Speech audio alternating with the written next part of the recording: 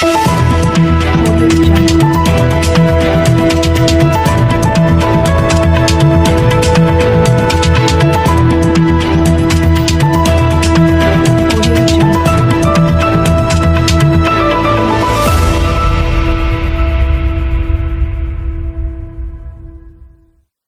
evening, and welcome to NewsHour Live. I'm Luke, reaching you live from our Lego studios, and tonight we're diving into the latest developments in making rounds around the world.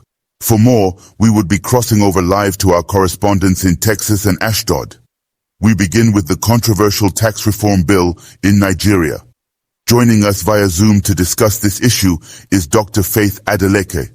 Dr. Faith Adeleke is a tax policy expert based in Washington, D.C. Thank you for being here, Dr. Faith. Thank you for having me, Luke. It's a pleasure to join you. Let's get straight into it.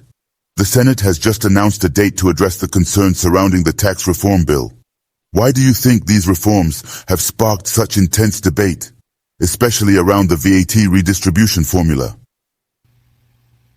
The debate largely stems from the perception that the proposed changes could disproportionately favor some regions over others. For instance, northern states are worried about losing significant federal allocations, while southern states, which generate more VAT revenue, stand to benefit.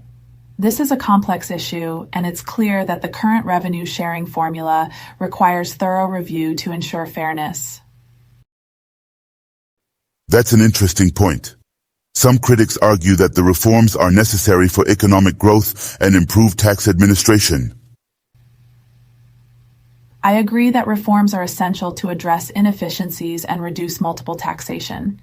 However, the challenge is ensuring that these reforms are implemented equitably. Without proper consultation, there's a risk of deepening regional disparities rather than addressing them. Speaking of consultations, the Senate President has promised inclusive dialogue during the upcoming session. Do you think this will be enough to address the concerns of stakeholders? It's a step in the right direction, but dialogue must be genuine and backed by actionable commitments. Stakeholders need to feel heard, and their concerns must translate into tangible adjustments to the proposals. Transparency and accountability will be critical in rebuilding trust. Let's talk about the impact on citizens. Many are concerned about the proposed VAT increase. How might this affect everyday Nigerians, particularly those in low-income brackets? A VAT increase could lead to higher prices for goods and services, disproportionately impacting low-income households. While the government has proposed income tax exemptions for low earners, it's important to carefully balance revenue generation with affordability for the average citizen. On the likelihood of these reforms passing in their current form? It's unlikely they'll pass without significant amendments. The backlash has been too strong to ignore, and I expect the Senate will make adjustments to address key concerns. Dr. Faith, thank you for your insights. Thank you, Luke. Always a pleasure to share my thoughts. This is clearly an issue that affects all Nigerians, and we'll be watching closely as it develops. President Joe Biden has issued a pardon for his son, Hunter Biden, despite his earlier pledge to steer clear of any interference in his son's legal matters.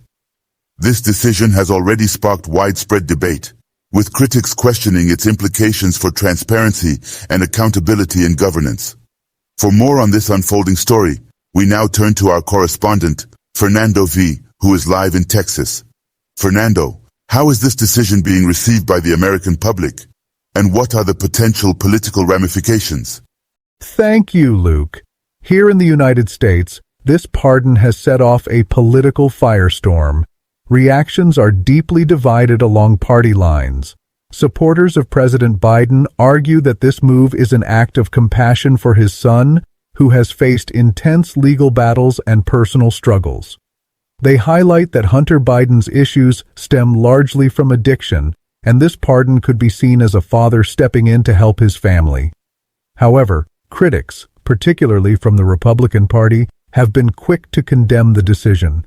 They accuse the president of breaking his promise to remain uninvolved in Hunter's legal troubles and claim this undermines the principles of justice and equal treatment under the law.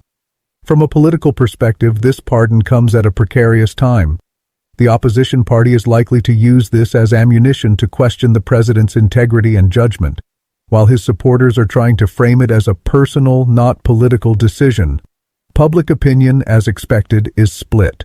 Some Americans see this as an abuse of power, while others view it as an understandable, albeit controversial, act of humanity. We'll continue to monitor the fallout from this decision as it unfolds, but for now, back to you in the studio, Luke. Welcome back to NewsHour Live. We now turn to the Middle East, where the humanitarian crisis in Gaza continues to escalate. Reports indicate that Israeli airstrikes have killed dozens of civilians across the region, marking another devastating chapter in the ongoing conflict. The strikes have drawn international condemnation, with calls for a ceasefire growing louder. For more on the ground realities and the latest updates, we go live to our correspondent, Shakir, reporting from Ashdod, Israel. Shakir, what can you tell us about these latest developments and the broader implications for the region? Thank you, Luke. The situation here remains tense and deeply concerning.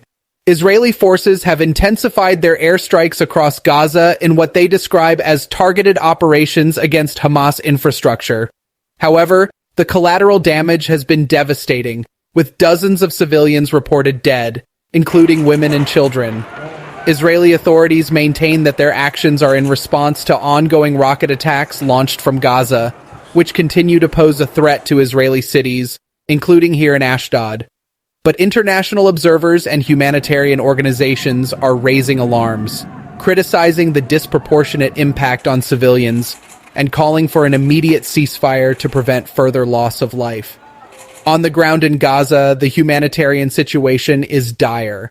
Hospitals are overwhelmed, and critical infrastructure has been severely damaged, leaving thousands without access to basic necessities like water, electricity, and medical care. The international community is stepping up calls for diplomacy, but so far, efforts to broker a ceasefire have not been successful. The United Nations has condemned the strikes and reiterated its plea for both sides to prioritize the protection of civilians. As this conflict continues to escalate, the fear here is that the death toll will only rise. We'll keep monitoring the situation closely. Back to you in the studio, Luke. Thank you, Shakir. And this note, we come to the end of NewsHour Live. Thank you for tuning in to ELTV. Stay with us for more updates on these stories and other top headlines. Good night.